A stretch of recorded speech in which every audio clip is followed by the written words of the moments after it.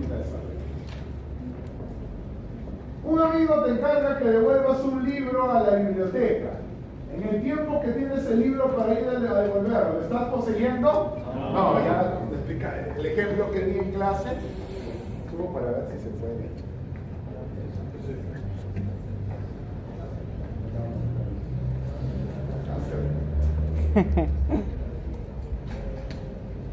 No, ¿por qué? Porque no tiene una relativa permanencia estabilidad.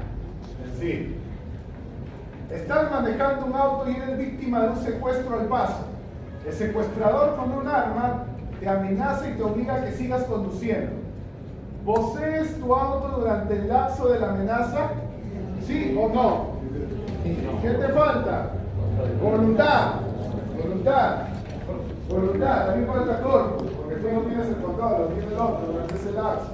Pero lo que más trasciende es voluntad, porque no tienes voluntad. El elemento clave es la voluntad. ¿Bien? Recuerden, voluntad. En este momento estás escuchando clase. ¿Posees la carpeta en que te encuentras sentado? No posees la carpeta. Sería tan absurdo como decir todos los días voy a venir a sentarme aquí y al final la carpeta va a salir. No posees la carpeta. Es una mera tenencia temporal. Voy a mi oficina a trabajar. Bueno, esto también es el ejemplo, pero para remarcar. Voy a mi oficina a trabajar y dejo mi carro en el estacionamiento durante la tarde. ¿Poseo mi carro? Sí, porque nunca he perdido la posesión. Siempre tengo el auto, siempre puedo acceder a él. Muy bien. Otro ejemplo que di en clase. Compro una casa en la playa y voy en el verano. En el invierno regreso a mi casa de niño. ¿Poseo hoy la casa de la playa? Sí. Y no solo de playa, de campo, ¿no? Ahorita que ya viene el calorcito de las casas de campo, ¿no? Empiezan a ser más atractivas.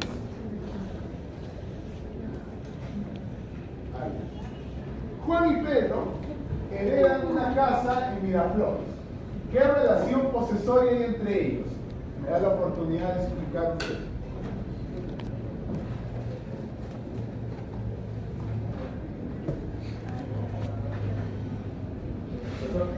¿Sí? La voluntad que se subiría no es que se subirían, son los dos elementos de la posesión. Juan y Pedro heredan una casa. Vamos a hacer, no me morí. También se Mis hijos, vamos a imaginar, se llaman Juan y Pedro. Imaginemos que no tengo esposa. Se suele leer a mis hijos. No tengo esposa ni tengo concubina. Ellos van a heredar la propiedad, pero también, como hemos dicho, pueden heredar la posesión. Están ahora en la casa. Ellos están poseyendo la casa. Entre ellos hay una relación similar a lo que vamos a ver del derecho de copropiedad, que es la coposesión. ¿Puede existir coposesión? Sí, que quiere decir que los dos poseen al mismo tiempo. Los dos poseen bajo las mismas reglas y derechos. ¿Bien? Ambos son coposeedores. Es una figura que se llama así y la relación posesoria entre ellos es de coposesión. Y me da oportunidad de explicarlo. Importante porque para adquirir por prescripción tendrían que ir los dos. Muy bien. Juan y Pedro, los mismos, le alquilan la casa que han... no, son otros, porque estos han comprado. Juan y Pedro le alquilan una casa que han comprado. Vamos por acá. Veamos con Juan y Pedro. Son propietarios de la casa. Juan y Pedro son propietarios que han comprado a Mario. Ellos le alquilan a Mario. ¿Qué relación posesoria se da entre ellos tres? Entre Juan y Pedro, ¿qué relación hay? Coposesión. Ahora vamos a la relación entre ellos y Mario. Esa es una figura que también está en la diapositiva, pero acá lo voy a explicar. explicar. Esta figura es una que está en nuestro Código Civil, que se llama la relación de posesión mediata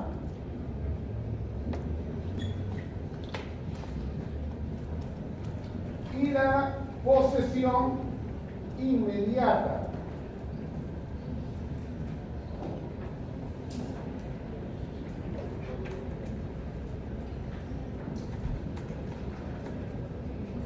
Esto entonces, ¿esto qué es? Esto es un título o nexo jurídico. O sea, y esto también es importante, para que exista una relación de poseedor mediato y de poseedor inmediato, tiene que haber una relación jurídica entre ambos. ¿Cuál es el concepto entonces? El poseedor mediato, como su nombre lo dice, es el que no tiene una relación, contacto físico con la cosa inmediato, no directo. En cambio, el poseedor inmediato sí lo tiene. ¿Correcto? Acá hay un título jurídico. ¿Cuál es el título jurídico por excelencia para este caso? El arrendamiento. El arrendamiento. ¿Qué quiere decir? ¿El arrendador va a seguir siendo poseedor? Sí. ¿De qué tipo? Mediato. Pero por favor, no entendamos el solo concepto de poseedor mediato como aquel que no tiene contacto directo con la cosa, pero sigue manteniendo el cobro. No. Porque, a ver, una vez escuché en un examen de grado que un postulante abogado me decía que el propietario siempre es poseedor mediato, porque tiene la posibilidad de recuperar la posesión. ¿De dónde he sacado eso? Siempre, para que exista esta figura de posesión mediata e inmediata, tiene que haber un título jurídico de eso. Si no hay una relación, no puede existir este binomio de posesión mediata y posesión inmediata. No puede haber un poseedor mediato sin un poseedor inmediato. Entre los dos se necesita, ¿bien?, para que puedan existir. Y como repito, esta figura es la tradicional del arrendamiento. Muy bien. Entonces, ¿qué relación hay? La relación aquí es una coposesión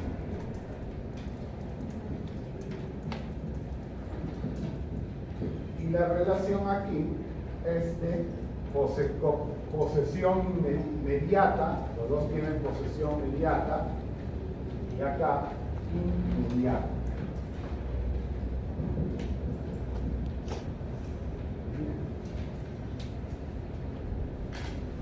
Bien, sí.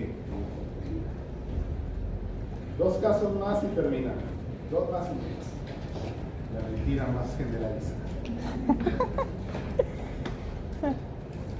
Contrato un guardián para que cuide mi casa de playa. ¿Es poseedor? No. ¿Qué es? ¿Qué dijimos? Servidor de la posesión. Muy bien. ¿Qué preguntar?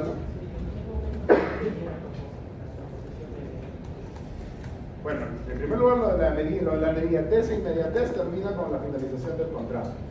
Y la coposesión termina en que uno de los dos se vaya. No es copropiedad, ojo, es coposesión. Están en un término de propiedad, pero estoy haciendo el caso con posesión. O sea, con propiedad lo vamos a estudiar también, sí, pero de aquí a unas semanas todavía.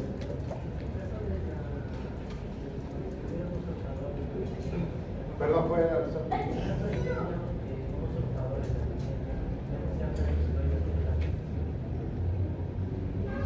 Si el usurpador está sentado y tiene control de la cosa, no, el dueño tiene propiedad, se puede sacar, pero no tiene propiedad. No tiene posesión. Pero hay una cuestión importante, que todavía no llegamos. Y voy a introducir con eso, porque ya lo vamos a ver la próxima semana, el famoso cliffhanger de regla. En derecho penal, yo les dije que penal fue mi primer amor. Y ya les dije que no te casas con el primer amor. Y en derecho penal hay tres supuestos en que la violencia no tiene consecuencia delictivo. La legítima defensa, el estado de necesidad, y el otro, cumplimiento de orden, o sea, con los militares, policía. Bien. En derecho civil también se proscribe la violencia y el uso de la fuerza física por uno mismo. Pero tan es así la trascendencia y la importancia de la posesión, que en derecho civil solo hay un supuesto en donde se legitima el uso de la fuerza física para defender una institución. Y esta es la posesión. Ni siquiera la propiedad lo tiene, solo la posesión. La posesión te permite defenderla utilizando la fuerza física, bajo una serie de requisitos que vamos a ver la próxima semana. Esto se llama la defensa posesoria extrajudicial. Muy importante conocerlo, porque es un tema que tiene y está siendo utilizado por propietarios, poseedores, para poder recuperar la posesión. Bien, eso es importante. Termino y le doy el paso. Eso es importante. ¿Por qué? Porque entenderlo nos va a permitir comprender casos de la vida real. Como un caso que quizá ustedes todavía no lo veían, quizá lo conocieron, pero hubo un conflicto justamente entre una asociación religiosa y un club deportivo, Alianza Lima.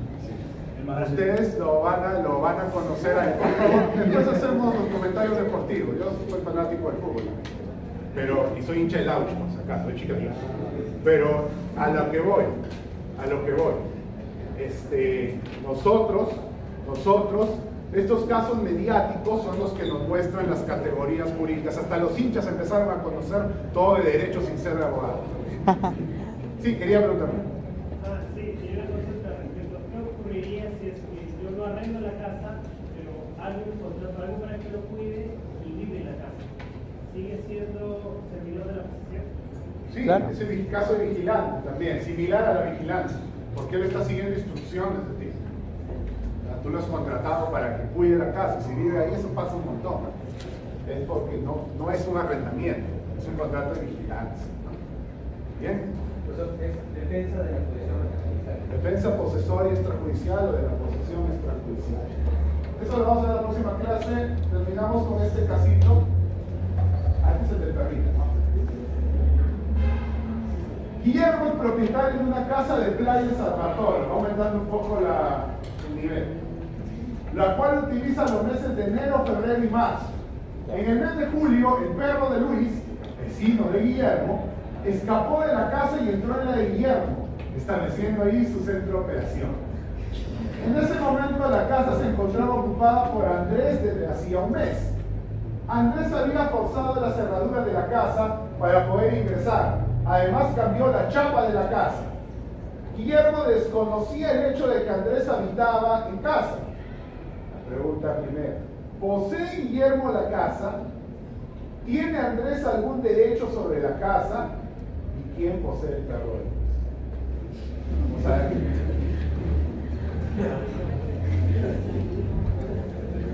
¿Cuál es el dicho? Hoy por hoy la mascota ya han dicho que hasta han hecho régimen de alimentos para la mascota.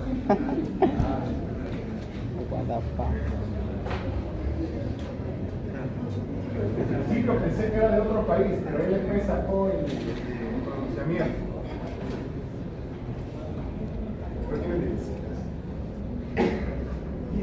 Guillermo, vamos a ver.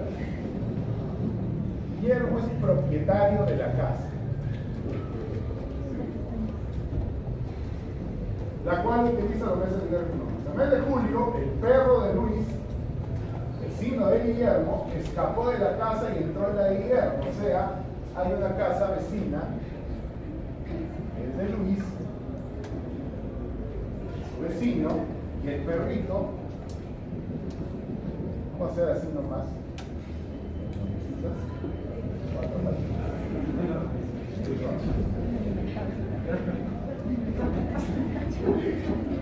Entró a la casa de Guillermo y se estableció ahí su centro de operaciones.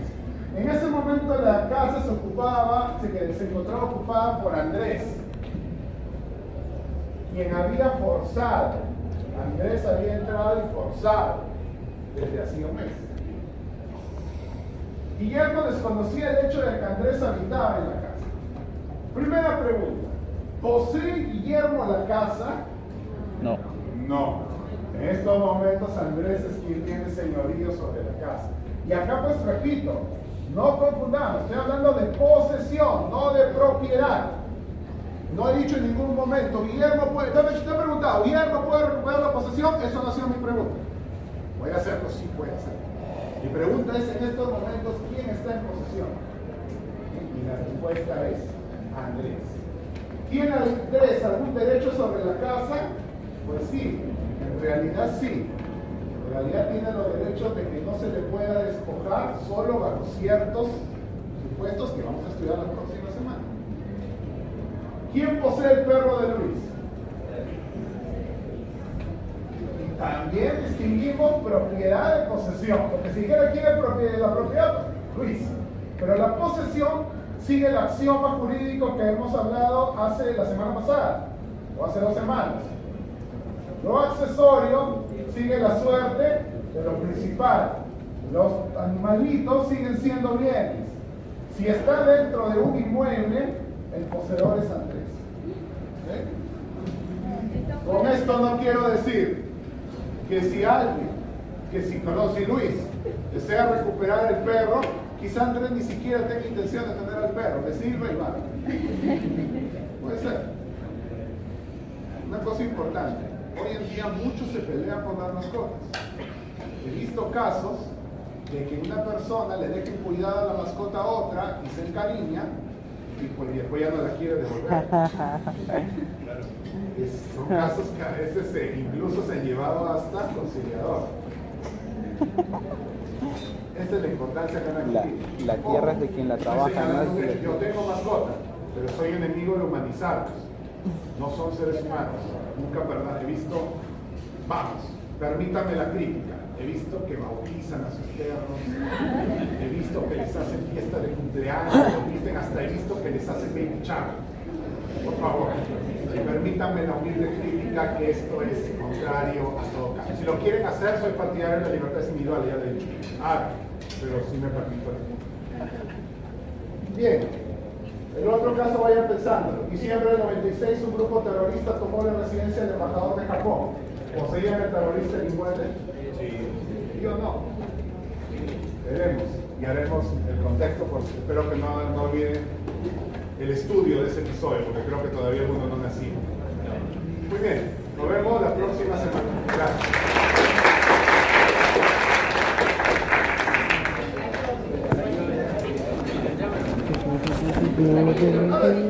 Vamos a ver. Una persona tendrá condición precaria cuando ocupe un inmueble ajeno sin pago de renta y sin título para ello. A ver, se va de frente al supuesto que dio a nacer este pleno casatorio. Uno de los supuestos, pero el más resaltante. Y yo lo voy a explicar por aquí. A ver, ¿qué es lo que sucede? Lo que sucede es de que nosotros, si vamos a calificar a alguien como poseedor precario, tengo el famoso remedio jurídico que se llama desalojo por precario, o por poseedor precario, por ocupante precario y las diversas variantes. Ese es uno de los procesos jurídicos más conocidos en nuestro país. La pregunta era, ¿a partir de cuándo el arrendatario que no paga obvio o que concluye su contrato, a partir de cuándo es precario?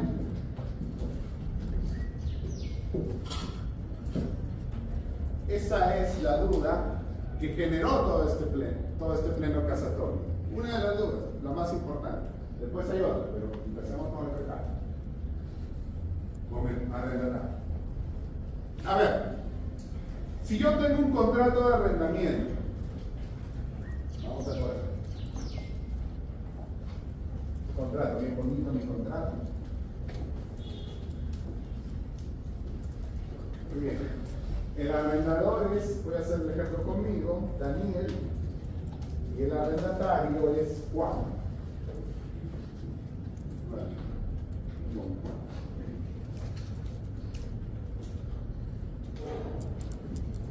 Vamos a decir que el contrato es por 2 años.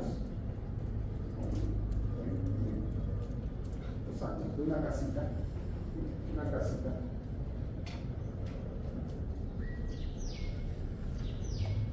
La pregunta es, ¿qué pasa cuando concluyen los 2 años? Se entiende que el contrato ha concluido y que por lo tanto Juan deja de ser arrendatario. Esa es la primera respuesta que nos puede surgir, ¿no? Que bueno, no dice, no, sí, bueno, sí. Se entiende que concluye el contrato, entonces se acaba el arrendamiento y por lo tanto entonces se acaba y se vuelve Juan precario. Muy bien.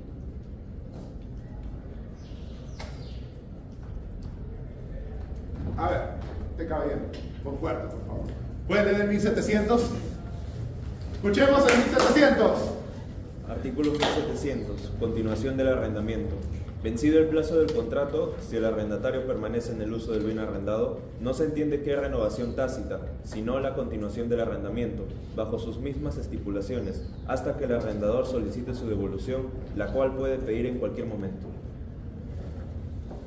¿Concluye el contrato entonces? No.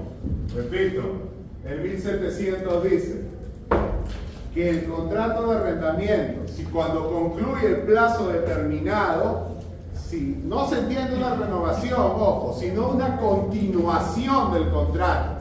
¿Qué quiere decir esta diferencia? ¿En qué se diferencia una renovación de una conclusión? Que si yo digo que se renueva, es porque se va a renovar el contrato y por lo tanto te habría, en el ejemplo, 2 años más bajo la misma renta. Eso se entiende, eso es una renovación del contrato. La continuación es de que este contrato sigue en los mismos términos bajo la misma renta. Pero quien tiene la sartén por el mango es el arrendador, en este caso Daniel, porque en cualquier momento va a poder exigir la devolución del bien. Es decir, Juan va a estar en una suerte de incertidumbre. Una suerte de incertidumbre. 1700 del Código Civil.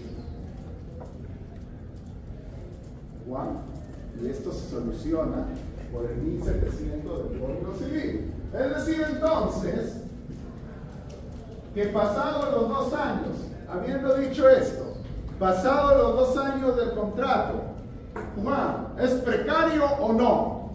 No, no es precario. Entonces no puedes accionar el desalojo. ¿Bien? No puedes accionar el desalojo. Esa es la consecuencia jurídica. Porque me pueden decir, no es precario, ¿cuál es la consecuencia? Que no puedes hacer el desalojo. ¿Qué tienes que hacer para formular el desalojo? Tienes que intimar a Juan. Intimar en su término jurídico que significa notificar, requerir. ¿Qué vas a requerir? La devolución, ¿no? La devolución. La devolución del bien. Primer supuesto entonces. Juan, Daniel va a intimar a Juan. Le va a decir, devuélveme el préstamo. Devuélveme el préstamo. Si Juan no lo devuelve, se vuelve ahora sí precario, ¿verdad? Se vuelve precario. ¿Entendimos el caso? Lo repito una vez más. Conclusión, ojo, estamos en conclusión. No estamos todavía en el caso de incumplimiento del contrato. Estamos en conclusión. ¿Correcto? Porque incumplimiento del contrato vamos a ver en un momento. Porque hasta ahora estamos en el caso que esta persona sí ha estado cumpliendo, sí ha estado pagando la renta, incluso puntual, pero terminó el contrato. Entonces, lo que se preguntaban los jueces en ese entonces, si concluyó el contrato, entonces es precario, ¿no? Bueno, así se razonaba. Pero el Pleno aclaró el panorama, el Pleno casatorio, estamos hablando cuarto pleno casatorio civil, van a encontrar de otra rama, de otras áreas, pero estamos en civil, nos dijo, nos dilucidó, nos dijo que si es que el contrato concluye en aplicación del 1700, el plazo del contrato concluye, pero no el contrato. El contrato de arrendamiento se entiende que continúa. Y se dice entonces que el arrendador, a efectos de dar por efectivamente concluido el contrato, tiene que notificar y exigir la devolución del bien a su arrendatario. Si el arrendatario no lo devuelve, ahora sí se torna precario. Se convierte en precario. Y por lo tanto, ahora sí ya puedo accionar el desalojo. Han habido casos que demandas se han caído por la falta de esta situación. Y yo recomiendo algo. Si bien es cierto, no me dice la norma para estos casos que debo hacer una notificación notarial, hagan la carta notarial. ¿Por qué? Porque me pueden decir, no, yo le puedo exigir por WhatsApp. Yo quiero, señor, ¿sí? Ken. Al señor Ken, yo le puedo decir, señor Ken, yo te mandé un correo, un WhatsApp. ¿Ya lo eliminó para eso? No, yo te mandé, es que cambió de nombre. Al correo, le manda su correo, ken@gmail, ¿no? Y ya, está bien, yo te mandé ken@gmail, sí, pero no me llegó. A mí me lo han hecho un montón de veces varios alumnos, pero eso yo le envié mi trabajo a su correo, pero no, y en verdad no me llegó, no porque los quiero vacilar, no me ha llegado. El famoso te envié, pero en verdad lo envían después, o ponen al grupo. Estoy hablando de otros grupos, no de esto, ¿no? Y me ponen de Carrillo, porque esa es mi maldición, por si acaso. Todos me confunden con Carrillo, como el jugador de fútbol, yo soy Carrillo. También me sacan una L a veces, ¿no? Pero en la práctica sí sucede, que él dice, yo te mandé un correo, pero no me llegó. Entonces no me ha requerido nada, ¿no? Con la carta notarial no se puede hacer eso. La carta notarial sí me asegura ¿por qué notarial? Porque tiene la intervención del notario. ¿Y por qué es importante el notario en nuestra legislación? Que ustedes todavía lo llevan en sexto año de derecho registral y notarial, porque el notario es el depositario de la fe pública. Es decir, al notario yo no le puedo decir así nada más, lo que dice usted notario es falso. No, cuidado. Si tú dices eso es porque estás convencido y tienes pruebas para decirlo. Porque el notario tiene la confianza que el Estado le ha dado para ser el que te puede decir esto es así, esto ocurrió. ¿Han visto, por ejemplo, en los sorteos, no? El notario, ¿qué dice? Es conforme. El notario, ojo, puede ser algo corto, pero eso trasciende que el notario está dando fe que no haya habido alguna trampa, que alguien no haya hecho no sé si supieron la famosa bola caliente en un sorteo de uno de los mundiales. Historia de los mundiales, otro día de la noche. Todavía no estamos a lo que iba. Viene la Copa América, si consigas el libro de Daniel Peredo, Las caletas de la Copa América. Muy bonito. Decía, nosotros no podemos, en este punto, no está exigida la intimación notarial, pero sí es altamente recomendada. Porque yo vi un proceso, que el caso del correo, que yo le decía, señor juez, yo le notificaba, yo le mandé el correo a Ken. Es lo que dice él que no lo recibió es mentira. ¿Quién me puede dar fe que verdad lo mandé? Google, ¿no? Google no le hace caso a un juez de Estados Unidos. ¿Creen que le hace caso a un juez peruano? Cuando le pregunte fue peruano. Así de que por eso la altamente recomendable es la intimación notarial. la carta notarial. El notario con eso da fe de la entrega. Y ahí sí que no me va a poder decir, no, es que a mí nunca me llegó. A mí nunca me llegó. Con intimación notarial. Muy bien. Quedó claro entonces, primer supuesto del arrendamiento, que cuando se vuelve precario. Ya hemos dicho cuál es la consecuencia jurídica. La consecuencia jurídica es de que ya puede accionar el desaire. Segundo supuesto en el arrendamiento. Segundo supuesto que se autoderiva en dos. Se deriva en dos, perdón.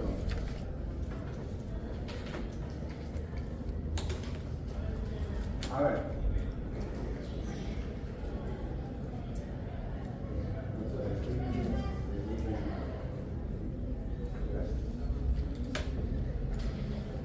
Decía. Ahora sí viene el supuesto de incumplimiento del contrato. Daniel hace un contrato de arrendamiento a favor de Juan. Correcto. Pero la felicidad se acaba rápido. La felicidad muchas veces no dura, ¿no? ¿Qué quiere decir? Juan dejó de pagar la renta.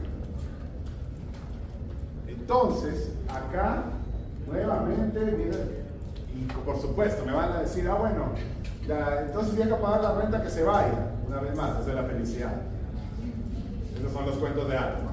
Y ya estamos grandecitos para cuentos de hadas. La verdad es de que, y esto es algo patológico ya a nivel de sociedad. ¿Por qué? Porque una de las causas porque muchas personas no quieren arrendar es por eso.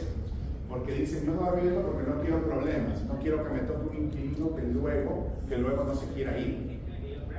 Ha incorporado el gobierno herramientas para tratar de que sea más rápido, pero al final no nos libramos del poder judicial. Porque a uno dice, no, ahora es notarial. Hasta cierto punto puede intervenir el notario. Y ojo, otra cosa importante, porque hay personas que, sabiendo que el notario es más rápido, no van al notario. El notario cuesta más del poder judicial. El notario, la gran mayoría de veces, es caro.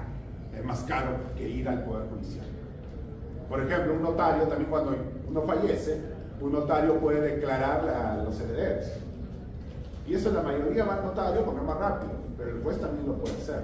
Hay muchas personas que tienen que ir al juez porque carecen de medios para ir al notario, sobre todo en provincias. Sobre todo en provincias. No pensemos que Lima es el Perú. Ya superemos lo que Valdelomar nos dijo hace ya 100 años. Se acabó la felicidad entonces. Entonces, Juan incumplió el contrato y no viene pagando. Al no pagar Juan, la pregunta era, dejar de pagar lo vuelve precario el no pago, el incumplimiento del contrato en general. Lo vuelve precario, automáticamente no lo vuelve precario. Porque una vez más surge la figura de la intimación, pero esta intimación ya no está en virtud del 1700, porque el 1700 era para continuación del contrato. Esta intimación se funda en el artículo 1429 del Código Civil. Les recomiendo que traigamos Código Civil para las siguientes clases.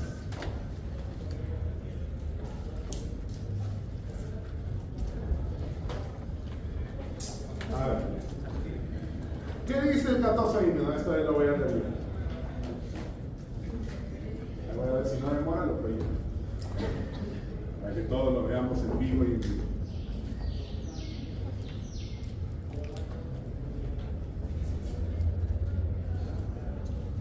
¿Se cerró mi código? Después lo veremos, porque se cerró todo. No importa. 1429 del Código Civil. En el caso del artículo 1428, el 1428 habla de incumplimiento de contratos con prestaciones recíprocas. ¿Qué es un contrato con prestación recíproca? El famoso contrato sinalagmático. Creo que en obligación ya deberían haberles dicho que el sinalagma es sinalagmáticos es prestación recíproca, que quiere decir yo te doy y tú me das. O sea, yo cumplo una prestación, tú cumples otra. En este caso del contrato de arrendamiento, de mi prestación como arrendador es entregar el bien para que lo uses. La prestación del arrendatario es pagar la renta. Acá sí hay prestaciones recíprocas. Nos dice, en el caso de contratos con prestaciones recíprocas, la parte que se perjudica con el incumplimiento de la otra puede requerirle mediante carta por vía notarial para que satisfaga su prestación dentro de un plazo no menor de 15 días, bajo apercibimiento de que en caso contrario el contrato queda resuelto. Es decir, reproduzco esto y lo explico. El 1429 del Código Civil ya exige, número 1, la intimación notarial. No es como el anterior. En el anterior, el 1700, no lo dice. Solo dice requerir, nada más. Pero en el 14, y en el 1700 era una recomendación. El 1429 no es una recomendación. Tienen que hacerlo por la vía notarial. La famosa carta de intimación, ¿cuál es? Cumple. Puedo decir, ¿qué? Cumple. Si no cumples, se resuelve el contrato. Te doy 15 días. ¿Bien? Repito. La intimación notarial que regula el 1429 es el caso en que yo le envío una carta notarial, en el ejemplo del señor Ken, y le digo, cumple, tienes 15 días, y si no cumple, el contrato se entiende resuelto, es decir, el contrato se entiende finalizado, y por lo tanto, si en 15 días no cumple, ahora sí será precario. ¿Bien? Este es el segundo caso, el caso del 1429 del Código Civil, es la llamada resolución por intimación.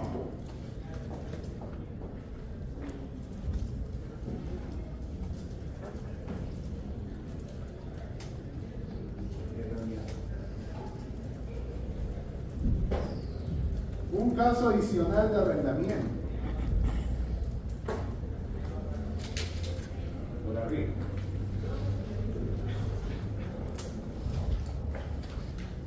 Hay un tercer supuesto que se da con el 1430 del Código Civil. Y que la verdad, a decir verdad, es lo que en la mayoría de contratos de arrendamiento se suele hacer.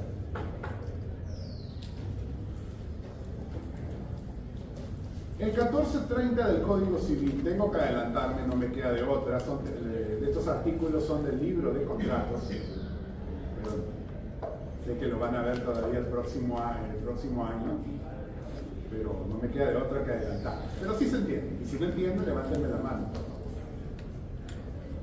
El 1430 regula la llamada resolución de pleno derecho.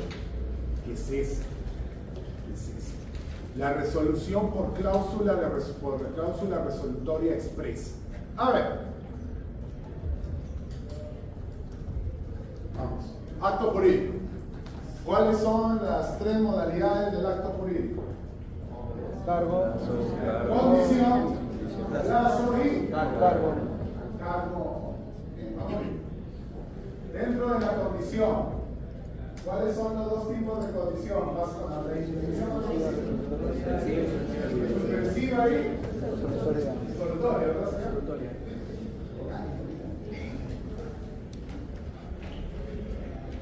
Condición suspensiva y condición resolutoria. Muy bien. Fue el año pasado, se explicaba Aníbal Torres. ¿Qué más está enseñando el proyecto? El que sea. La cosa sea condición suspensiva resolutoria, tenemos de que las dos supeditan su cumplimiento a la verificación de un hecho, ¿no? Esa es la condición. El plazo es algo que va a venir sí o sí, porque el tiempo es algo que no se detiene, ¿no? El tiempo sigue su curso, dicen los narradores de fútbol, el gran Toño Vargas. El tiempo, como les dije, es algo que no se puede detener. siempre va a pasar desde que se creó el universo y hasta ahora nunca podemos definir el tiempo, nos decía esa análisis. O Agustín de Hipona para los no creyentes. Vamos a la condición que es la verificación de un hecho. La condición suspensiva se da en los supuestos en que los efectos jurídicos van a comenzar con la verificación del hecho. Y la condición resolutoria se presenta cuando los efectos jurídicos se dan desde la celebración del contrato hasta la verificación del hecho. Muy bien. ¿Por qué hago este repaso de actos jurídicos? Porque es necesario para entender el 1430 del Código Civil. El artículo 1430, 1430 del Código Civil nos habla de la llamada cláusula resolutoria expresa. Nos dice, lo voy a leer yo, puede convenirse expresamente que el contrato se resuelva cuando una de las partes no cumple determinada prestación a su cargo, establecida con toda precisión. La resolución se produce de pleno derecho cuando la parte interesada comunica a la otra que quiere valerse de la cláusula resolutoria. ¿Qué es eso? Vamos a decir que este contrato, como está planteado, o sea, acá, por aquí, vamos a decir cláusula por decir quinta. Las partes establecen, por aquí, nos puede decir algo similar. Las partes establecen que el incumplimiento de alguna de las obligaciones que se detallan en esta cláusula ocasionarán la resolución del contrato en virtud del artículo 1430. Es decir, esta es una cláusula resolutoria expresa.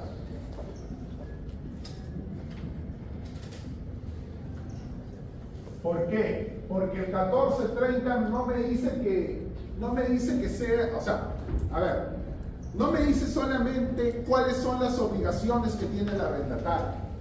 No, yo tengo que pactar de modo expreso que el incumplimiento de alguna de esas obligaciones va a generar la resolución del contrato. De modo expreso. ¿Bien? En este caso, yo ya no tengo que darle 15 días para que cumpla. Basta que yo le notifique que quiero le voy a notificar que quiero hacer valer la cláusula del 1430. Quiero hacer valer esa cláusula. Que me diga, por ejemplo, que si tú no pagas 3 meses seguidos, el contrato concluye y se resuelve a mi favor. Puede ser que diga, si tú pones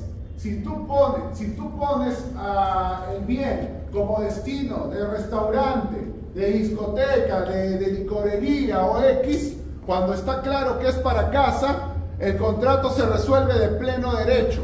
Yo lo tengo, acá no tiene que ser sugerible ni nada, tiene que ser clarísimo, de tal manera que ningún abogado lo quiere interpretar.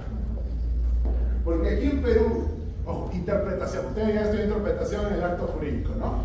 Aquí al abogado en Perú le encanta interpretar lo claro, cuando el concepto de interpretación es que solo se interpreta lo confuso, lo ambiguo, lo dudoso. Lo que está claro no se interpreta. Porque no, yo lo interpreto, dicen, no. La cosa está clara. Por eso ustedes tienen que ser claros en el contrato.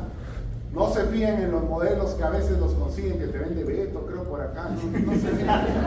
O sea, pueden tenerlos como modelo base quizás, pero no se fíen. Ustedes hagan su contrato. Bien. Por algo su eventual cliente les va a pagar por eso, ¿no? Nada es gratis en la vida, ¿no? Como decían los economistas, ¿no? That's no free lunch, ¿no? ¿Qué quiere decir? No hay almuerzo gratis. Los liberales, ¿no? Bien. Sí, la verdad, no hay almuerzo gratis. No hay nada gratis en la vida. Entonces, repito y reitero. Para que esta cláusula resolutoria expresa tiene que estar clara la cláusula y tengo que hacerla valer. El 1430 tampoco me exige la vía notarial, de la lectura que les di. Pero, una vez más, en la práctica, el conducto notarial es altamente recomendable. Si no quieren caer en el famoso, ya les dije, nunca me llegó tu mensaje. O no me llegó tu correo. No caigamos en eso. Para en estos casos, carta notaria. Muy bien. Todos estos supuestos ustedes ya los tienen claros y definidos en el cuarto pleno casatorio. Yo no los tenía en mi época, hace mucho tiempo. Ustedes la tienen un poquito más sencilla. En todos estos supuestos hay un precario. Muy bien. ¿Alguna pregunta hasta aquí? La figura del notario me parece como el sistema judicial eficiente más rápido, es menor en caso de Lo que pasa es que, a ver, en Perú el notario tiene una significación mayor.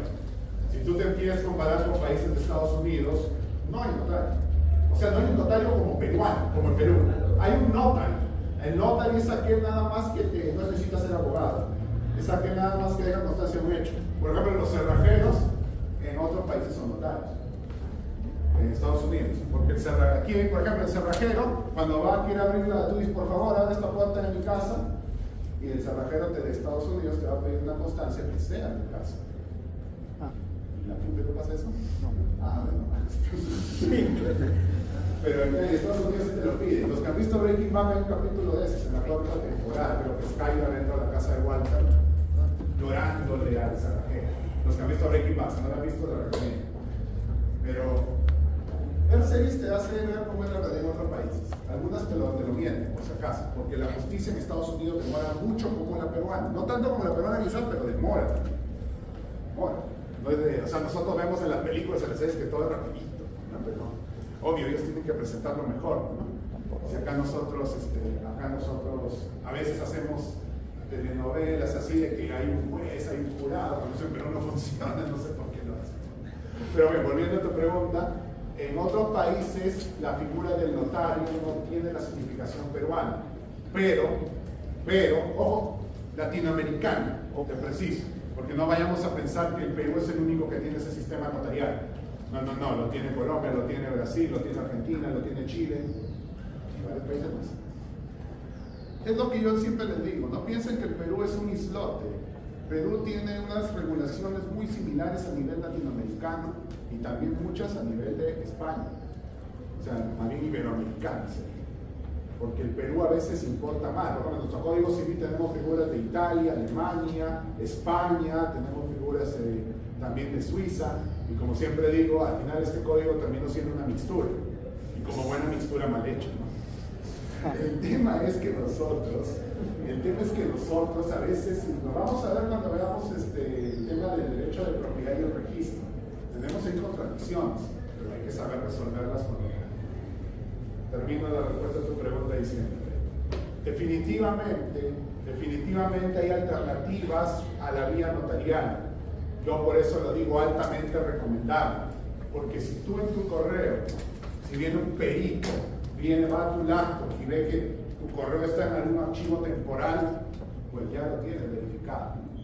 Pero a veces uno que sabe medianamente puede eliminar sus archivos temporales, o creo que se abre en modo incógnito, ya no queda en tu historial, y puede evadir eso.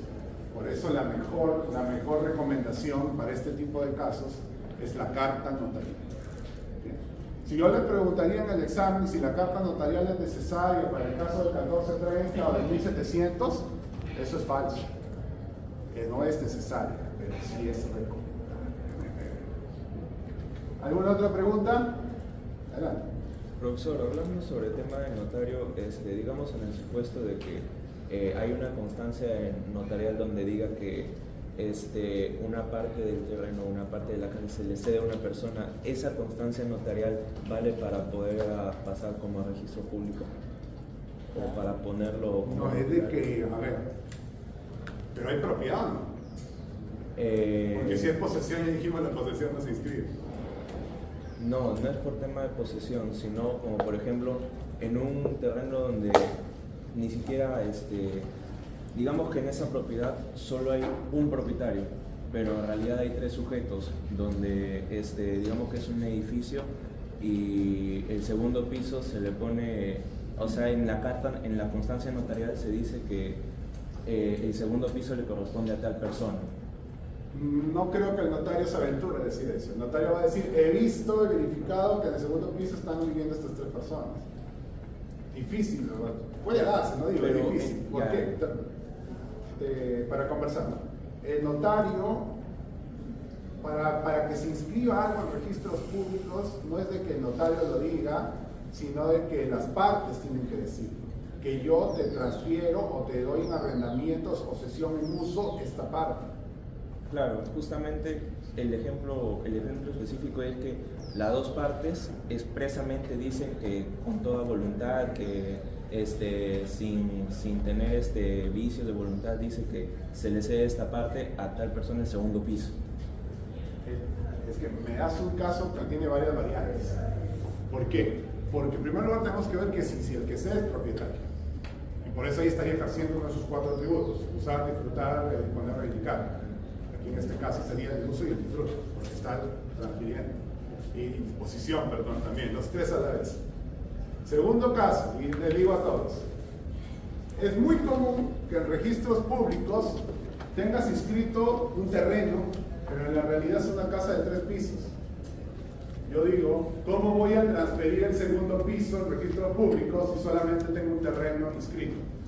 Tienes que sanear, regularizar, para que en la partida de registros aparezca la casa de 3 pisos, y tienes que independizarlas, cada uno de los pisos.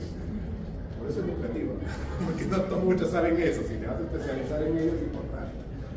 Tienes que independizar. ¿Qué quiere decir independizar? De que para poder vender un piso tienes que sacarlo y ponerlo en una partida distinta. Eso es independización. O sea, tu pregunta tiene esas variantes. En realidad el caso que digo es más complejo porque va a un siguiente tema que creo que está más relacionado, que es el tema de edificación en terreno ajeno, porque digamos que desde un inicio solo estaba construido el primer piso, pero el segundo piso le correspondía a otra parte.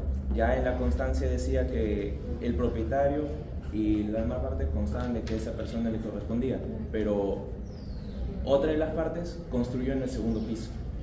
Mira, sobre edificación sobre bien ajeno, te voy a robar un poquito de paciencia, eso sí, porque vamos a ver el tema y ahí... Pero más que nada mi pregunta es si esa constancia le vale algo para, yo que sé, reclamar un derecho de que Sí, pero dependiendo qué derecho, ¿no? Porque si yo tengo el derecho de uso, no necesariamente tengo el derecho de edificar. O sea, tendríamos que ver por ese lado. Lo que me va a dar la opción es que tener buena fe. Porque, bueno, bien es cierto, la buena fe no se acredita, pero eso es importante como prueba de mi buena fe, que yo estoy ahí por voluntad del propietario, o sea, por acuerdo entre las partes. O sea, que si te sirve, pero en tu caso en específico, bueno, cuando veamos, quizá me lo puedas comentar con un poquito más de detalle cuando veamos construcción sobre bien ajeno. No hay que adelantarnos mucho. ¿Alguna otra pregunta? Bien, no hago esto por lo general, pero sí voy a tomarles una lista. No lo tomo porque, como siempre, veo varios silenciosos. Quieren conocer. Y después de eso, a ver, por favor, guarden silencio para que sea lo más rápido posible. Vamos grabando la clase, por si acaso, vamos a continuar. Esto un par de casos, para no, antes de ver los interviews. Si no nos abrimos y no hacemos caso.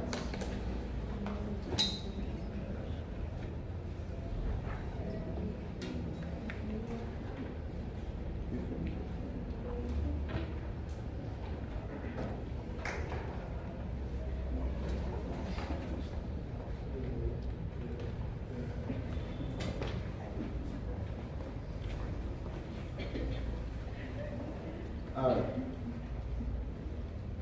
Vamos a ver, uno por uno, de lo más sencillo a lo más fuerte.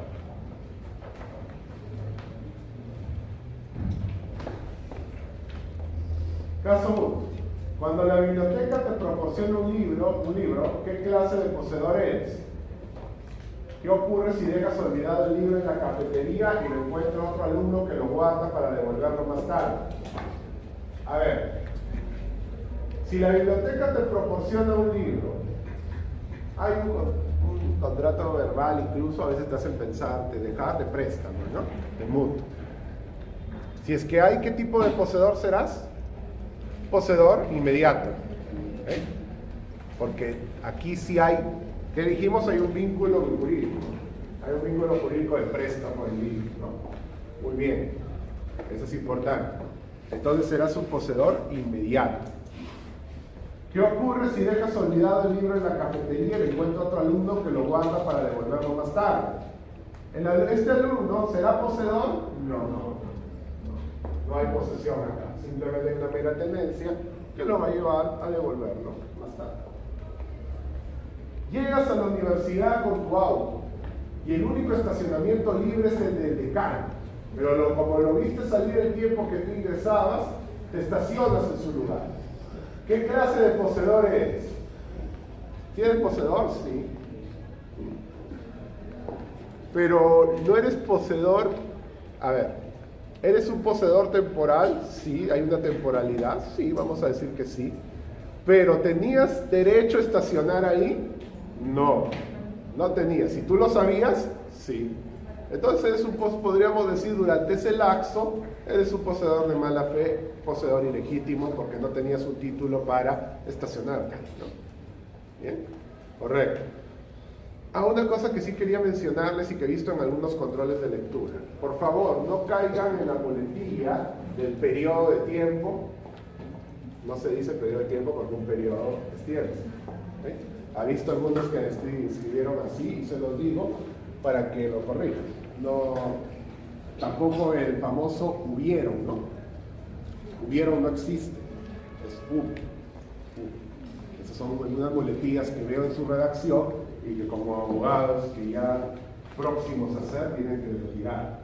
Por ejemplo, también viste, disculpe el comentario, me acordé porque lo vi en la televisión, que un político decía, como decía Don Quijote de la Mancha, ladran Sancho, señal que avanzamos.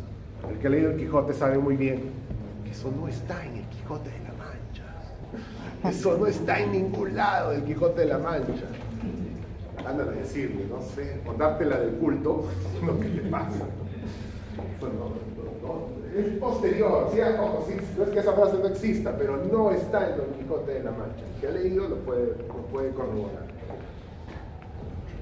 Acá incluso también una vez vi, cuando era estudiante, un grupo político ponía larga, Sancho, señal de que avanzaba Don Quijote de la Mancha. Ok, me provocó un poco de risa, porque a veces quiere citar algo que no existe en esa obra. Juan fue empleado de Federico por 50 años, ayudándolo en diversas tareas en el único inmueble de propiedad de Federico. Al morir Federico, Juan creyó que por todo el tiempo que trabajó para el fallecido tenía derecho sobre el inmueble y se ha quedado a vivir en él e incluso llevó a su familia. ¿Juan fue poseedor? Sí. A ver, repito por aquí. Juan fue poseedor, Juan ha sido un empleado, ayudándolo en diversas tareas en el único inmueble de propiedad de Federico.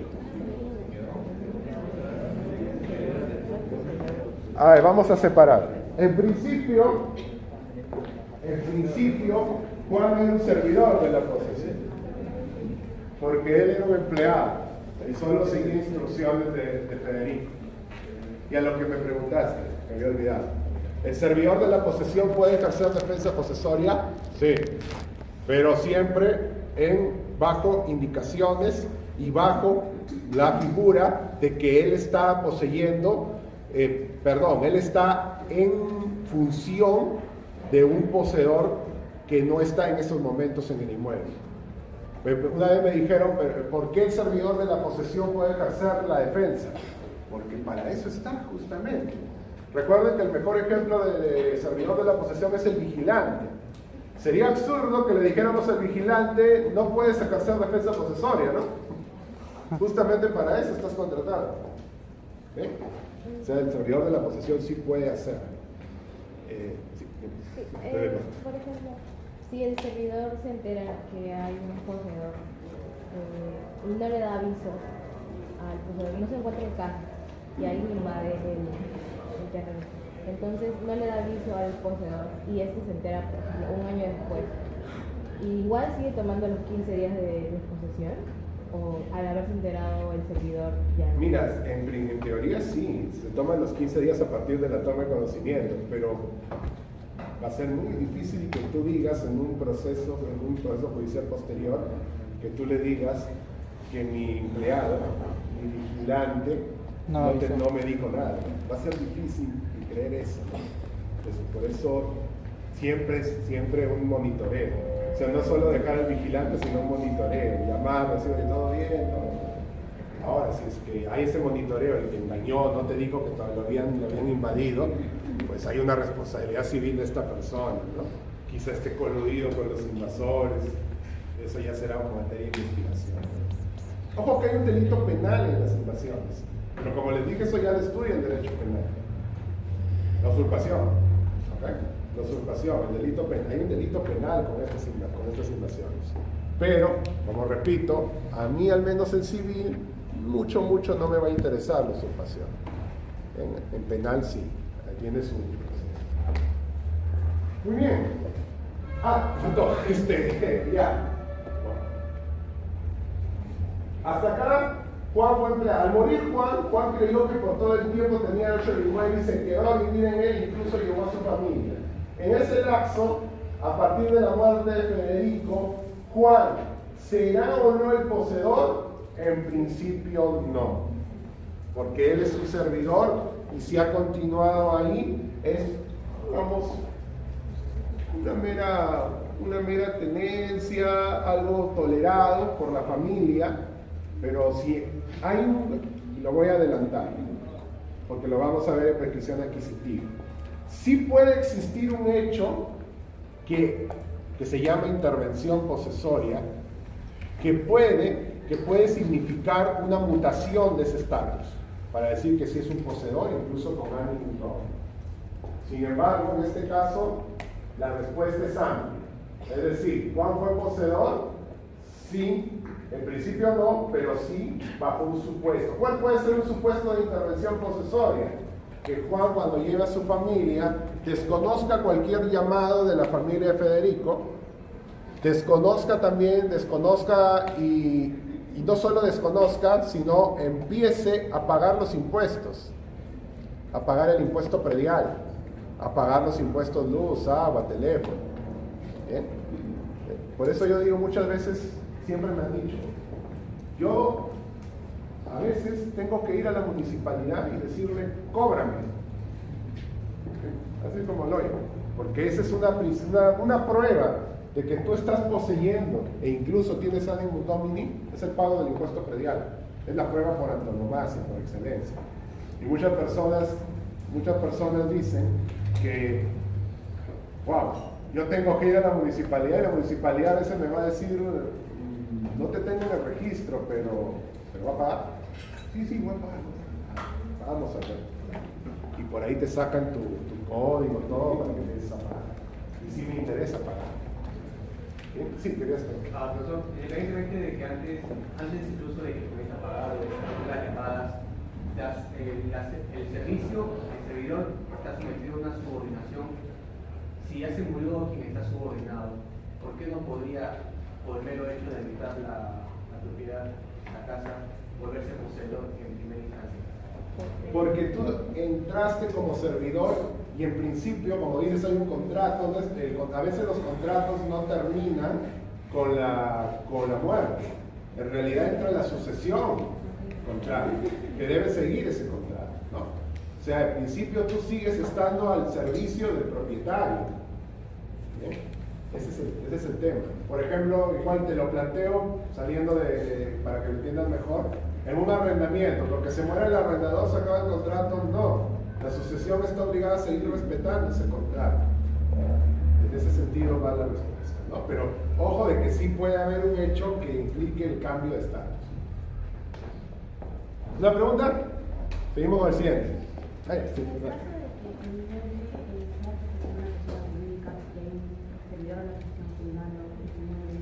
pero de un momento a otro ese servidor como que se revela, podríamos decir, o no hace caso a lo que diga el propietario. El propietario sí puede ejercer la defensa posesiva contra este servidor. Servidor se revela, bueno, sí, porque habría como una invasión, habría como una similar, no técnicamente, porque ahí no va a ejercer ninguna fuerza contra el, bueno, podríamos decir que sí hay una fuerza contra el bien, no una fuerza, digamos, potente, pero sí una fuerza al momento de asentarse en el inmueble. Porque la pregunta que me hace, ¿qué pasa si el vigilante desconoce el contrato y empieza a actuar como poseedor, trae a su familia, todo? ¿Podrá el poseedor, que es la persona jurídica que contrató a este vigilante, desalojarlo por defensa posesoria? Yo considero que sí. ¿Por qué? Porque sería similar a un caso de invasión donde hay una fuerza contra el bien. Bien, porque el contrato no es para que se quede, no habría, porque me pueden decir, pero no habría una posesión inmediata, no, porque el contrato no es para que se asiente y para que se quede como en un arrendamiento, es para que cuide, Ojo que también acá debemos tener que hay también una posesión tolerada a veces, ¿no? Una posesión tolerada, es decir, por ejemplo, los casos en que yo... vamos a ver, por ejemplo, yo tengo un jardín, por decirle, imaginemos, voy a alucinar que tengo una casa así de campo, ¿no? Y el perrito del vecino se mete, el vecino también a veces se mete a pasear al perrito por ahí. Yo voy a decir que esa persona tiene en verdad un derecho de posesión, que incluso podría luego, si yo lo quiero sacar, él invadir. No, para nada. Porque eso es un simple permiso, una tolerancia, nada más. Una tolerancia que yo estoy haciendo. No me cabría en la cabeza de que si yo le digo, ¿sabe qué, vecino? Mucho está haciendo sus heces su perrito, me ha malogrado la cerca, todo, voy a poner ahora una reja, una pared para que no entre. Entonces hago defensa posesoria, me podría decir el vecino. No tendría sentido. Por eso digo de que a veces es solamente una mera tolerancia. La empresa Rayos X tomó en arrendamiento un inmueble. En el contrato se estipuló expresamente que el bien solo podría usarse para funcionamiento de una clínica. Sin embargo, la empresa arrendataria también ha instalado una cafetería. ¿Qué clase de posesión es la de la empresa? A ver, repetimos, la empresa tiene arrendado un inmueble para hacer una clínica. Muy bien. En el contrato se estipuló que el bien solo podía usarse para el funcionamiento de una clínica. Sin embargo, la empresa arrendataria también ha instalado una cafetería. ¿Tenía derecho o no a instalar la cafetería? No. Créanme de que ahorita en los arrendamientos de este tipo sí se estipula ello, porque para evitar controversia. Porque uno podría decir, pero la clínica, uno podría decirme, pero una cafetería es como decir una sala de estar, no es como que yo tuviera que pedir permiso a mi arrendador para construir una sala de estar en la clínica, o para construir, no sé, una recepción. La cafetería forma parte de ello, ¿no? Por eso, para evitar, ahora sí lo ponen en el contrato. Pero si no lo has puesto, por los usos y costumbres que también son un factor determinante para ver el desarrollo de un contrato, yo diría que no está incumpliendo el contrato. Es importante siempre evaluar estos usos y costumbres. ¿Por qué? Porque hoy día las clínicas, la gran mayoría, tienen su cafetería. No conozco clínica que no lo tenga, ahorita que me pongo a pensar. A veces incluso subcarriendan, ¿no? Porque hay otra empresa. He visto clínicas, por ejemplo, que también tienen un Starbucks dentro de la clínica. Está bien. El que puede pagarlo, genial. Y el que no, el humilde, no lo hace. Esto sucede así. Pero a lo que quiero llegar, que hoy por hoy los usos y costumbres te permitirían decir que una cafetería sí forma parte dentro del funcionamiento de la clínica. Ahora, antes no estaba tan claro. Antes decían, no, yo te he alquilado para clínica, que tengas o no, que la cafetería no es necesario para el funcionamiento de la clínica. Entonces eres un poseedor ilegítimo, porque no tenías sobre ese espacio de la cafetería. porque no tenía derecho a poner una cafetería. Bueno, yo, por supuesto, discreparía de esa postura a partir de lo que Ingrid acabo de mencionar, y diría que la posesión, qué clase de posesión es la de la empresa, sí es un poseedor legítimo y, por supuesto, también un poseedor inmediato. ¿Se entendió? ¿Sí?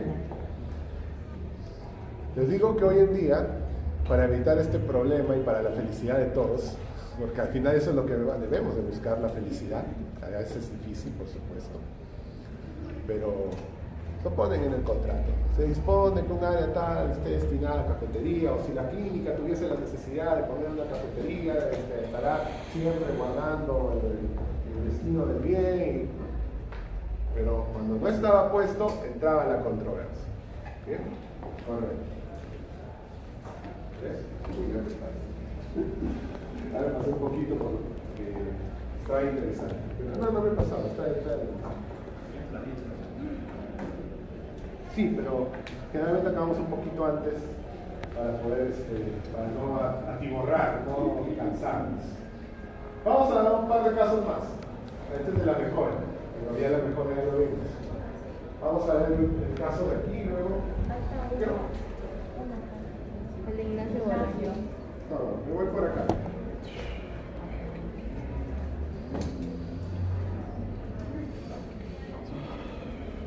No, acá necesito haber explicado lo del intervino. Mejor Ignacio no es. Ignacio Bolaños. Ignacio Bolaños decide irse al Cusco a visitar a sus padres. Para tal efecto deja en su casa a su primo Miguel para que la cuide. Luego de 2 meses Ignacio regresa a Lima y encuentra a su primo debidamente instalado en su casa, quien había efectuado algunas modificaciones internas en la casa. Ignacio le pide que le devuelva la casa, a lo que Miguel le pide un plazo para devolvérsela. En ese tiempo Ignacio se instala en la casa de su suegro. Sostiene Ignacio que sin que le asista ningún derecho y sin pagar ninguna suma, ocupa a su primo Miguel el inmueble de su propiedad. Diga qué clase de posesión se da y si lo que sostiene Ignacio es cierto. A ver, vamos a ver. Ignacio se va a Cusco y a sus padres, que son muy bonita, muy hermosa. Deja en su casa a su primo Miguel para que la cuide. O sea, Miguel sería un servidor de la posesión. Clarísimo, hasta acá muy claro.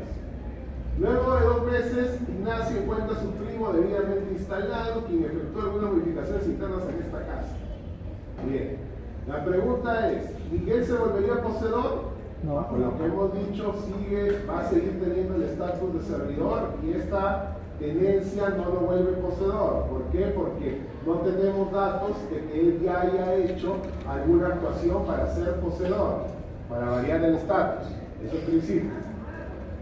Ignacio le pide que le devuelva la casa, pero que Miguel le pide un plazo. En ese tiempo Ignacio se instala en la casa de su suegro. Es un dato irrelevante para él.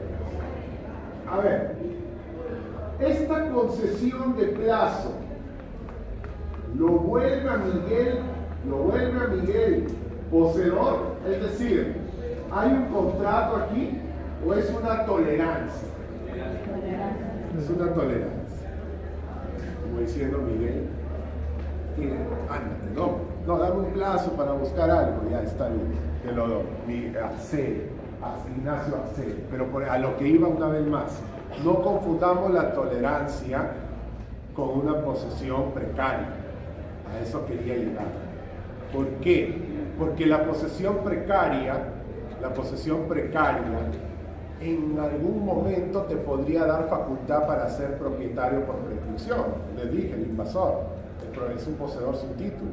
El invasor puede llegar a ser propietario por prescripción. Pero el que está bajo una mera tolerancia nunca va a poder llegar a ser propietario por prescripción. Estos son conceptos de prescripción adquisitiva que me veo forzado a adelantar para entender las figuras que estamos comentando. Muy bien. ¿Todo claro aquí? ¿Alguna pregunta? ¿Qué clase de posesión? ¿Perdón?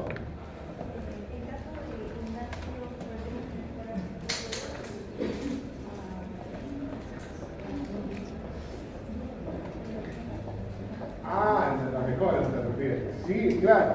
Lo que pasa es que por más que sea hay, digamos, mera tolerancia, exista un tenedor de mera tolerancia, sí tiene derecho a, en caso construya, va a ser un efecto similar al poseedor precario. Para ese efecto sí, pero efecto similar, no es que sea poseedor precario. Sí, para el tema de las mejoras me preguntaba, recordemos de que dijimos de que incluso sea buena o mala fe, el poseedor siempre tiene derecho a las mejoras. Así, pero aquí está diciendo que no es poseedor. Claro, pero tiene un efecto similar para este caso, porque si no habría un enriquecimiento ilícito por parte de Ignacio, en caso haya mejoras. ¿Correcto? Muy bien, vamos entonces a unos anuncios. El control de lectura número 2 se lo acabo de dejar a la delegada, si gustan después van por ella. ¿La lista dónde está? ¿Quién tiene la lista? ¿Alguien la tiene, por favor? Si me la pueden pasar, se la agradecería.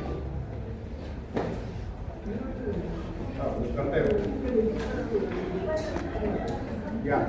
Ojo que esta lista es una exigencia de la universidad, yo en realidad la voy a dejar, nos han dejado un cajoncito para dejarla. Para mí es más importante tenerlos acá, más que una lista primaria.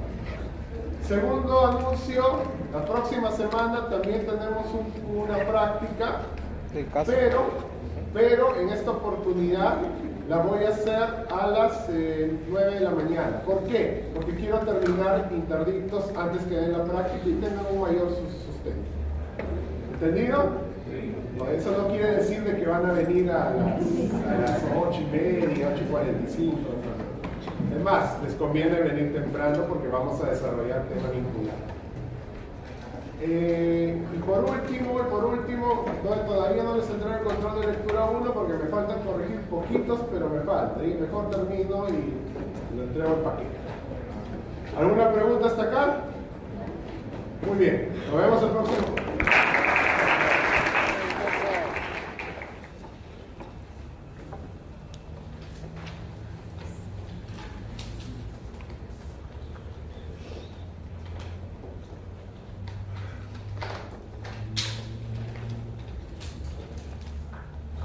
Muy bien.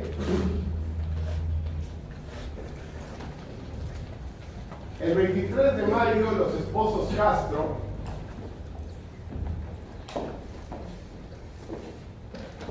adquieren el lote 3 de la manzana K de la urbanización Santa Cruz. El 13 de junio, Constructora Los Olivos empieza las obras de un edificio en el lote colindante. La familia Castro visita su terreno y descubre que la constructora ha invadido parte de su terreno. Consultan a su abogado y este les dice que es necesario plantear un interdicto de retener porque la construcción los perturba en su posesión y con ella lograrían paralizar la construcción. ¿Ustedes estarían de acuerdo con el abogado? ¿Corresponde un interdicto de retener? Según el abogado, según lo que hemos estudiado, ¿correspondería o no? ¿Sí o no y por qué?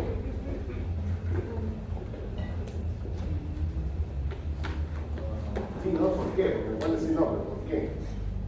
Es voluntario, levante la mano si no dijo voluntario.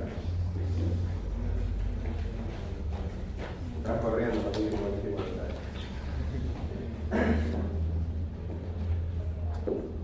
A ver si adelante.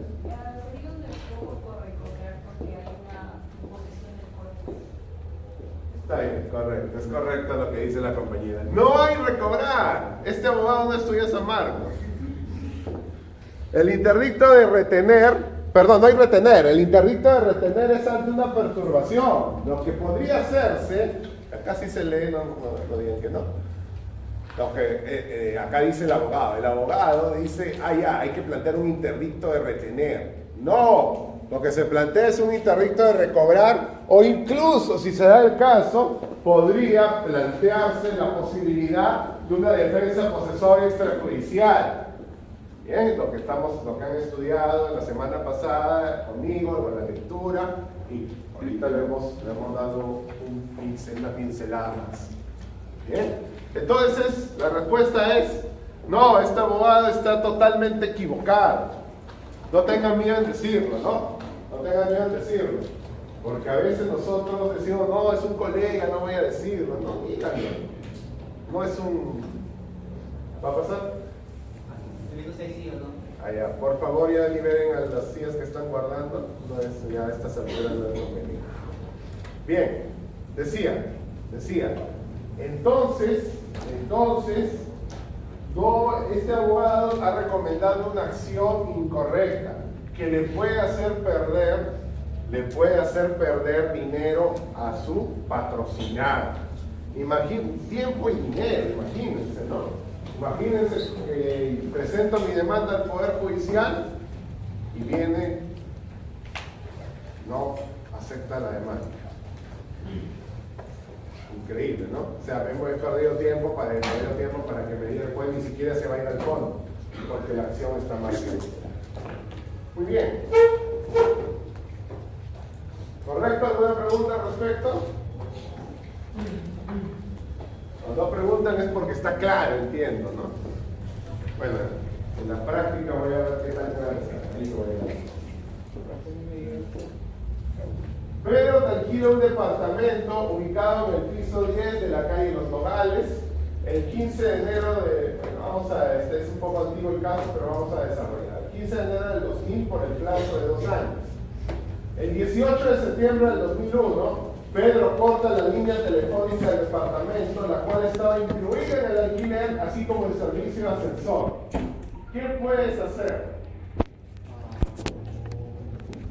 O sea, tu casero te corta la línea. El casero, tu arrendador casero, te corta la línea telefónica. Bueno, uno podría decir una vez la línea telefónica, ¿no? El caso estaba planteado en otra fecha, así como el servicio de ascensor. Podría caber un interdicto de retener, sí. Acá, ojo, no vayan a malinterpretar algo, porque muchas veces se ha dicho, y bien dicho por si acaso, que no se le puede cortar los servicios básicos al moroso, ¿no? Y eso no solamente ocurre a nivel de arrendatarios, sino también ocurre a nivel de propietarios morosos. O sea, los propietarios que no pagan su mantenimiento. Los que viven en edificio podrán saberlo. Hay propietarios que no pagan su recibo de mantenimiento, el recibo de conserjería, no lo pagan. Eso no va a dar lugar nunca a que se le pueda cortar el agua. En una oportunidad varios me han dicho que eso suena a injusticia, ¿no? Porque dicen de que si no paga, ¿por qué yo no le puedo cortar el agua? El Tribunal Constitucional se ha pronunciado señalando, que esto como es un derecho fundamental, el acceso al agua, no se le puede cortar, porque hay también medidas que pueden reemplazar el corte de agua. Yo le preguntaría al Tribunal Constitucional cuáles, ¿no? Personalmente yo no estoy de acuerdo con esta sentencia del Tribunal Constitucional, pero seguramente ustedes ya la han escuchado. No se le puede cortar el agua a un inquilino, no se le puede cortar el agua a un propietario moroso, ¿no? ¿Han escuchado eso? Sí, ¿no? Que no se le puede cortar el agua ni el ascensor tampoco. No se le puede privar del uso del ascensor, a pesar que no haya pagado el mantenimiento. Perdón. Lo máximo que se puede hacer, una salida que han encontrado algunos, es cortarles la llamada presión del agua, ¿no? Los que viven en edificios realmente tienen una bomba. Si es que no pagan, le cortan la bomba, ¿no? Cuando abre su ducha va poquita, agua va a caer, pero cae. No le he privado el agua, le redes. Para bañarse se va a demorar más. Entonces, sí, levantó la mano, me parece. Sí, en el caso, cuando estamos hablando del arrendatario y del arrendador, estamos hablando de una relación obligatoria. Entonces, también sería una ejecución de mi esposa el corte de servicios el teléfono y el ascensor porque es parte de... Claro, pero generalmente un arrendador lo hace cuando no deja de pagar, ¿no? Pero no puede, o sea, el Tribunal Constitucional ha dicho que no puede, o sea, ya hay una ejecución defectuosa y viene la llamada de sección de incumplimiento. Uno, en principio uno podría invocar la acción de incumplimiento. La excepción de incumplimiento, perdón. La excepción de incumplimiento cuál es, de que si tú no cumples, yo no cumplo. Eso está reconocido en nuestro Código Civil. Pero, vamos, claramente acá hay una ejecución defectuosa y claramente hay un incumplimiento del contrato de los dos, pero aún así no lo legitima a cortarle el servicio de agua. Es más, el arrendatario muchas veces sigue pagando, si es casa, sigue pagando el agua, lo que no paga es la renta. Lo que paga el agua, la luz, todo, pero no paga la renta. Y por más que se hayan hecho acciones para disminuir el tiempo de un proceso de desalojo, siempre demora. Y ese es el gran miedo, porque por lo menos se hizo una estadística, el 10% de personas que tienen un bien desocupado, dicen que está desocupado porque no quiero estar en la incertidumbre que me toque un inquilino que después no me pague y para sacarlo es arduo. ¿Bien? O sea que para hacer un alquiler, definitivamente me pueden decir, pero esto es el mundo formal. Yo sí conozco que hay lugares en el Perú y me han dicho que no, si no paga se le bota nada más. O le corto la luz, le corto el agua, dicen, sí, está bien, pero esto no es una medida legal.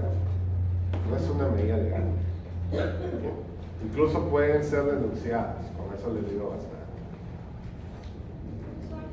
Pero levantó la mano con el caballero, después vamos por eso. Profesor, en un proceso de alquiler, el arrendatario como poseedor inmediato, al no recibir... El arrendatario es el inmediato, el arrendador es inmediato. El que alquile es inmediato.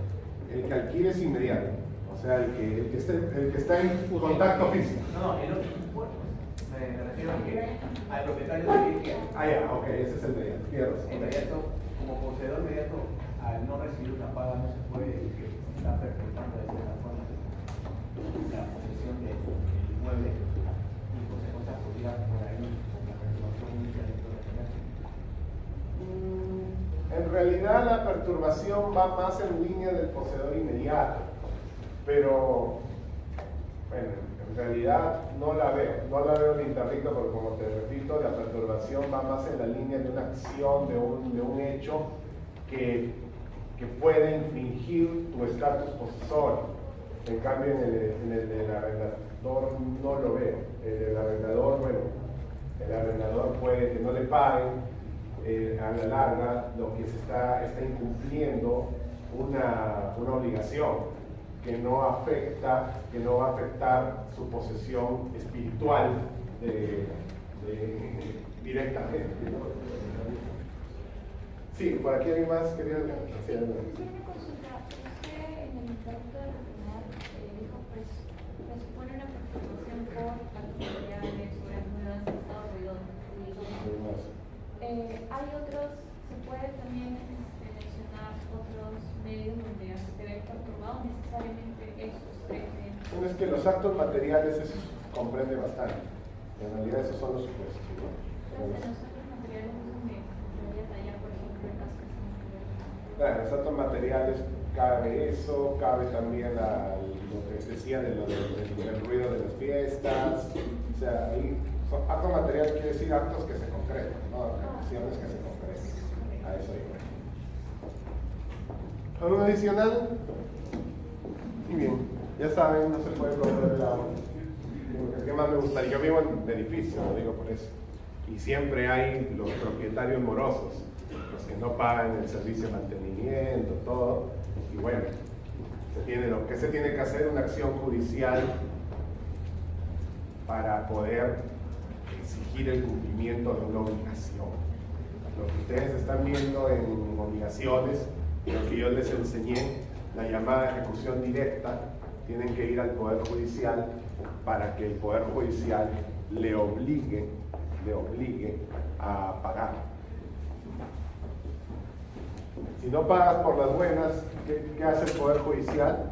Va contra tus bienes. Va contra tus bienes. ¿Qué pasa si no tengo dónde caerme muerto? También me han dicho. Pues lamentablemente ahí sí el acreedor está en un grave problema. Porque si no tienes ningún bien de dónde cobrarte, no tienes trabajo fijo, porque también está el embargo, cuando ya el Poder Judicial te dice tienes que pagar y tú no tienes, va a llegar un punto en que tienen que ir a tus cuentas. Pero hay gente que no tiene nada de sus cuentas. Es más, no tiene cuentas. Todo gana en efectivo, ¿no? Escuchar ese no, el famoso págame en efectivo. Porque no quieren nada de cuentas. Sucede en la vida, casos de la vida. Ojo, no solo porque no quieren pagar deudas, bueno, si quieren, también dentro de pagar deudas. La gente a veces quiere el pago en efectivo porque quiere evadir impuestos. El efectivo a veces no se ve. El efectivo no se ve en las cuentas. No se ve, es irrastreable muchas veces. Bueno, eso ustedes ya seguro han visto en algunas series, ¿no? El efectivo, dame en efectivo. ¿Por qué? Porque no deja rastro. Siguiente. Ignacio decide poner su carpa en la Plaza San Martín para pasar ahí las noches. El serenazgo lo desaloja una noche, a lo que Ignacio pretende plantear un interdicto a la Municipalidad de Lima. ¿Procede? ¿Por qué no procedería ese interdicto? Porque es un espacio público, y sobre un espacio público no hay posesión. Recuerden eso, ¿no? No hay posesión, no hay cortes en realidad. Nunca lo tuvo el corte. Ergo no hay posibilidad de interdicto. Bien. ¿Me entendió? ¿Por qué no hay posibilidad de interdicto? Porque es como acá también, ¿no? Lo que les dije en algún momento. Yo no voy a poner mi carpita aquí en el parquecito y pretender escribir luego de 10 años. Hasta algunos sí creo que les gustaría. Está bien, forma parte de la vivencia sanmarquina. Aunque veo que esa facultad creo que está enfrente, le he quitado bastante. Listo, ya no es como antes, era todo. Muy bien. Le alquilas tu departamento a Pedro y estipulas en el contrato que al vencimiento del plazo, Pedro debe entregarte el bien. Caso contrario, tú puedes tomar posesión de él de manera directa. Vencido el plazo del contrato y Pedro no te entrega el departamento, por lo que con la ayuda de 3 compañeros de tu clase lo desalojas a la fuerza. Pedro puede plantear un interdicto para ser repuesto en la posesión del departamento. La pregunta es esta. A ver.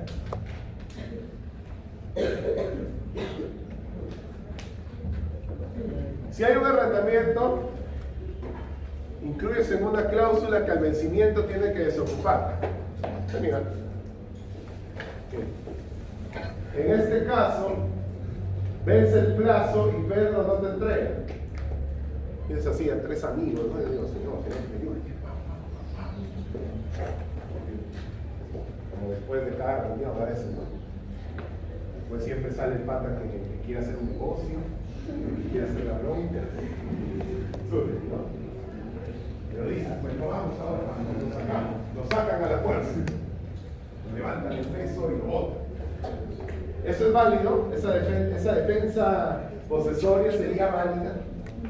No, creo que estamos hasta aquí ya con el suficiente conocimiento para decir claramente que no es válido. ¿Bien? Ahora, me pueden decir, pero en tu cláusula has puesto que desocupas al toque, ¿no? Pero esa es una cláusula. Y recuerden otra cosa.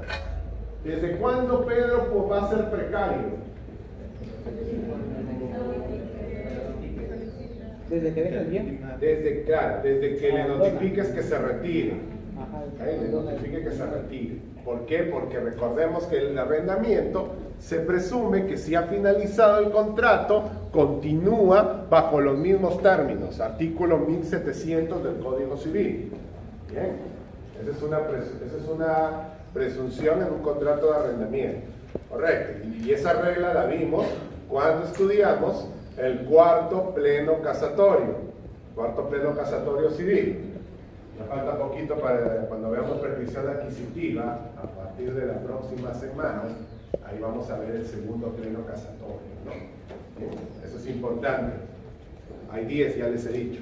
Nosotros vamos a ver el segundo, el cuarto, el séptimo, el octavo y por ahí el noveno, si hay tiempo. Las otras no entran en el curso de reglas. Muy bien, ahora, ¿puede plantear un interdicto? Sí, se puede plantear un interdicto, es independiente de la propiedad. Sí se puede plantear un interdicto. Ojo, me pueden decir, pero ¿por qué el interdicto? Si yo ya lo saqué y ya no tiene contrato vigente. Según el 1700 sí lo tenía. ¿Okay? Sí lo tenía. Según el 1700 el contrato continuaba. No le has avisado del modo correcto. Es decir, en pocas palabras, antes de hacer estas acciones, asesórense, bueno, que se asesoren con ustedes, por supuesto. ¿Vale? Díganle a sus amigos, no abogados o abogados que estudien en una universidad, no como San Marcos, pregúntenle.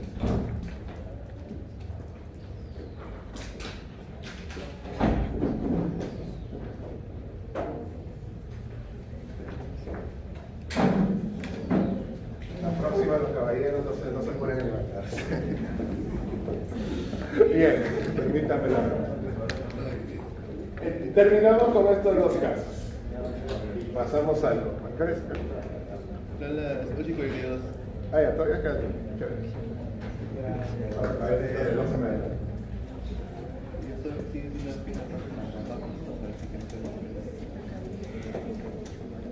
A ver. Juan posee una casa desde el 1 de enero del 2001 y la sigue poseyendo hoy. Ojo de que estos casos me van a servir para explicar. ¿Cómo debe probar que ha poseído en el tiempo intermedio? En posesión hay una regla, hay una presunción. Tú no tienes que probar el tiempo intermedio. Se presume, si tú pruebas que has poseído, por decirte, el 1 de enero del 2010 y estás poseyendo hoy, se presume que durante todo ese lapso tú poseíste. Es una presunción jurídica. O sea, no tienes por qué probar la posesión en el intermedio. Tú solo tienes que probar 2 puntos. Ahora, si alguien dice que no es cierto eso, que sí, que no poseíste durante ese lapso, hubo un tiempo que no lo poseíste, tiene que probarlo. En nuestro país, ya les he dicho, una de las mejores pruebas para la posesión de un inmueble es el impuesto predial. Por eso, si ustedes tienen un bien a su nombre, a nombre de sus papás, abuelos, verifiquen el impuesto predial y a nombre de quién está, por supuesto. Porque esa es una de las mejores pruebas de la posesión. La prueba por antonomasia. Se les van a pedir impuesto predial. Sí, ya les he dicho. Eso suena irónico, pero a veces tenemos que luchar por pagar impuestos. Termino y te doy el uso de la palabra. Incluso ayer, el Congreso ya sabe que es recontra impopular. Aunque si me permite la visión crítica, yo estoy en desacuerdo de lo que hicieron con el congresista ayer. Porque sí vi las redes y no me pareció, porque la mejor manera de deslegitimar a alguien es encarándolo con ideas. Esa es la mejor manera. Siempre. Dejar en ridículo a una persona, demostrarle que no sabe nada o que sus conocimientos son absurdos, es la mejor manera de desprestigiarlo para siempre. Aquí más bien lo han exaltado ante la opinión, ante un fuerte sector de la opinión pública. Permítanme ese comentario, si participaron en ello, no tengo nada en contra de ustedes, pero es mi derecho a dar la opinión.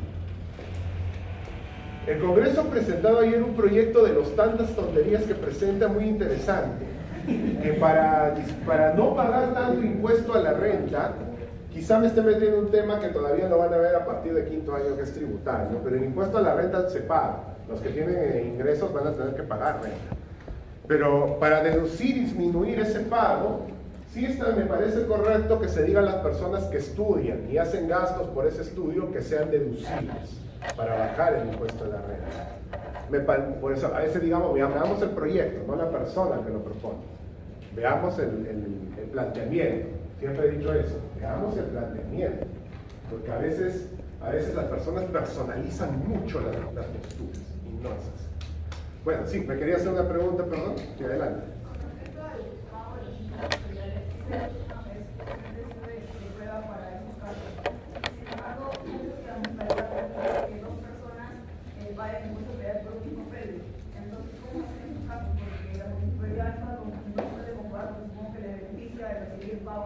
Recibe el pago, sí, pero ¿quién? A nombre del nombre tiene que claro, pero el nombre es, yo tengo un caso parecido donde un mismo predio es pagado por dos personas con distintos nombres, pero la municipalidad recibe el pago de los dos. Y a la hora de, pues, claramente presentarlo... No, tienen que hacer un escrito a la municipalidad diciéndole yo soy el propietario, que el propietario lo acredite, ¿no? Porque no puede ser de que existan dos personas distintas como propietarios. Eso recuerda que lo vimos en la primera sesión del curso. No pueden haber dos propietarios sobre un mismo predio, lo que puede haber es copropietarios. Le pregunto porque este caso es un litigio. Entonces, el problema justamente viene ahí, porque las dos personas están pagando a nombre del mismo predio y las dos quieren presentar como prueba este pago. Bueno, en realidad el juez no va a valorar ese pago, porque si es que los dos están pagando no tendría por qué valorar. Y la municipalidad no va a aceptar el escrito porque te va a decir eso es una controversia judicial. La municipalidad no le corresponde. Recuerda, ningún ente administrativo, municipalidad, registro público, SUNAT, puede decidir sobre algo que está en el Poder Judicial. No le compete. Tiene que decidirlo el Poder Judicial. En este caso, lamentablemente, te tendré que decir que sí se tiene que esperar la respuesta del Poder Judicial. Muy bien. Entonces, clarísimo cómo se debe probar el tiempo posible. También hay problemas, recuerdo, para el pago del impuesto predial en los límites, ¿no? He escuchado que hay un problema, por ejemplo, de que data de muchos años entre Los Olivos e Independencia, por una zona, que las dos municipalidades dicen esto es mío. Hay otro similar en el sur, Villa El Salvador con... Ya me olvidé con quién es. Pero sí, también hay un problema por la Universidad Científica del Sur, por ahí hay un problema de quién es esto. Y esos señores sí se decide a través del Poder Judicial o el Congreso mismo de la República, quien fija estos límites, ¿no? Por tanto, porque se pueden pelear mucho las personas, pero al final, es más, y eso va por chorrillos, al final los alcaldes a veces dicen ya. Yo conozco el caso porque me comentaron, los alcaldes dijeron, en un acta de conciliación, dijeron nadie va a hacer nada. O sea, nadie va a hacer ninguna acción para sacar al otro, a sacar a la otra jurisdicción. Ahí están, y están todavía en el libro, no se sabe a quién pertenece. Chorrillos o bien Salvador. Bien, el último. La señora Agustín tiene una fábrica donde produce chompas para niños. Con la finalidad de venderlas, se las da en consignación a una tienda por departamentos a fin de que se venda más rápido. Como quiera que esta tienda tiene una serie de deudas con un banco, este le inicia una acción judicial y le embarga los bienes que hay en la tienda, incluidas las chompas de la señora Agustín. ¿Qué puede hacer la señora Agustín? A ver, hay una presunción, ¿no? Que lo accesorio sigue la suerte de lo principal, ¿verdad? Si yo tengo una casa y veo un bien mueble en ella, yo voy a presumir que el dueño de ese bien es el mismo dueño que el de la casa. También esto aplica para posesión. Si yo veo un bien, también aplica decir de que este bien también es posesión del mismo que está en posesión de la casa. Esta es la presunción sobre bienes muebles. Recuerden, eso lo dijimos desde hace bastante, lo accesorio sigue la suerte de lo principal. Veremos también, y ustedes también vieron, cuando en actos jurídicos seguro les hicieron una clasificación, actos jurídicos principales y actos jurídicos accesorios. Si no se acuerdan, les estoy refrescando un poco. Muy bien. ¿Qué hacer en este caso? La señora Agustín tiene ese problema. La única manera de evitar estos embargos o recuperar esta mercadería es demostrar que soy propietario. Es decir, la señora Agustín tendrá que acreditar cuál es el mejor documento para esto, pues la boleta o factura que ella compró. Bueno, en este caso la chompa es el material para la chompa porque ella lo ha hecho. Difícil, ¿no? Porque generalmente uno no está pensando en esto, o puede ser que haya comprado el material en un sitio donde no le da boleta. Pero bueno, señores, esto caliente la formalidad. Pidamos una boleta. Hoy en día es más fácil guardarlas, porque antes era papelito. Hoy las boletas son electrónicas. Ojo, si hay algún sitio que te da esas boletas impresas, esas ya no valen, por si acaso. Algunos de esos talonarios los han conservado del año 2020.